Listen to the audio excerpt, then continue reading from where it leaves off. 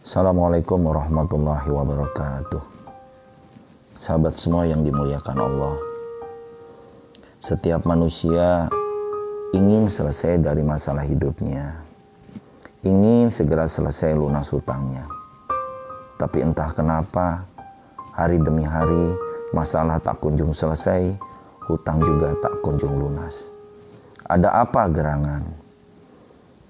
Setelah kita pelajari, ternyata ada asbab yang kenapa masalah kita belum selesai. Kenapa hutang kita belum lunas.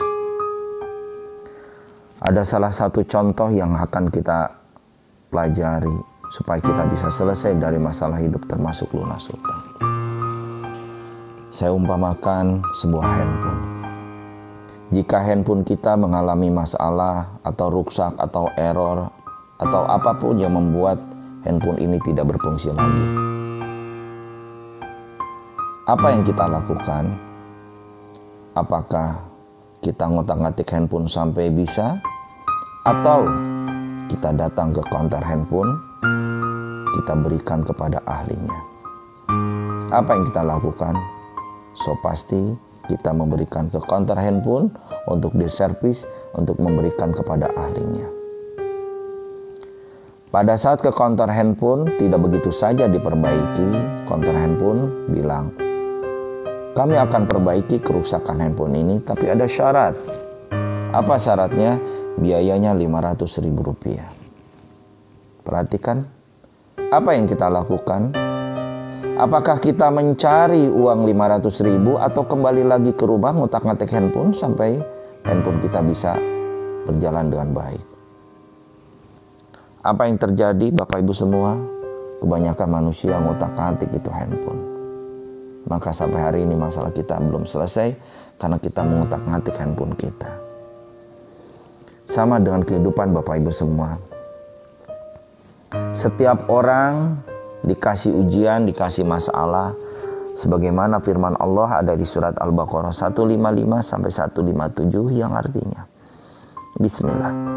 Dan pasti akan aku uji kamu dengan sedikit ketakutan, kelaparan, kekurangan harta, jiwa, dan buah-buahan. Dan sampaikanlah kabar gembira kepada orang yang sabar, yaitu yang apabila ditimpa musibah, dia berkata, Innalillahi wa inna ilaihi rajiun. Sesungguhnya kami milik Allah dan kepadanya lah kamu dikembalikan.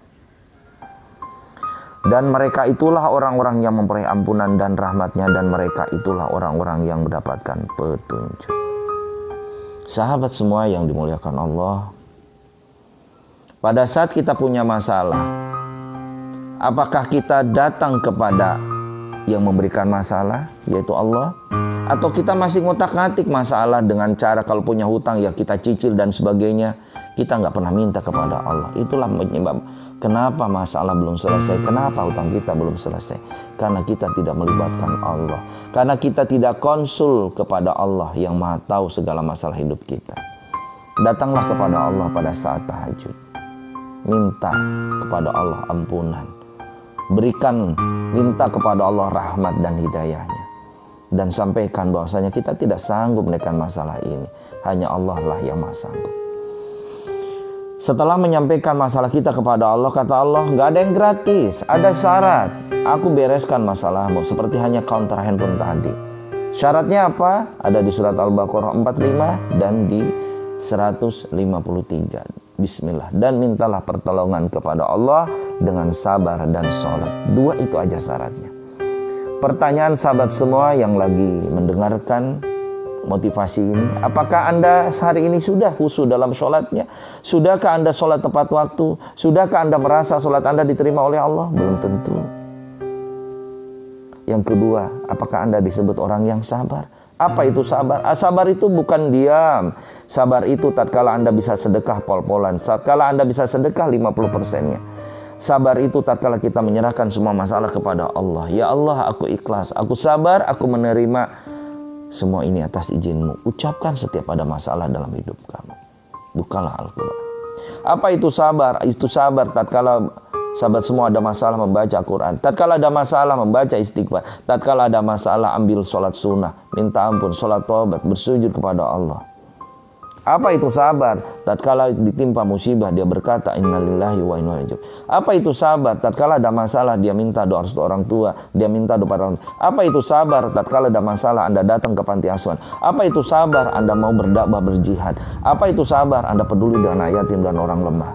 Apa itu sabar? Anda memaafkan, bahkan Anda mengikhlaskan apapun masalah Anda. Karena bisa jadi inilah cara Allah mengangkat derajat kita untuk menjadi orang-orang yang sukses. Luar biasa. Bersama kesulitan selalu ada kemudahan. Saya Yudi Faisal, semoga bermanfaat motivasi ini. Sampai jumpa di motivasi berikutnya. Assalamualaikum warahmatullahi wabarakatuh.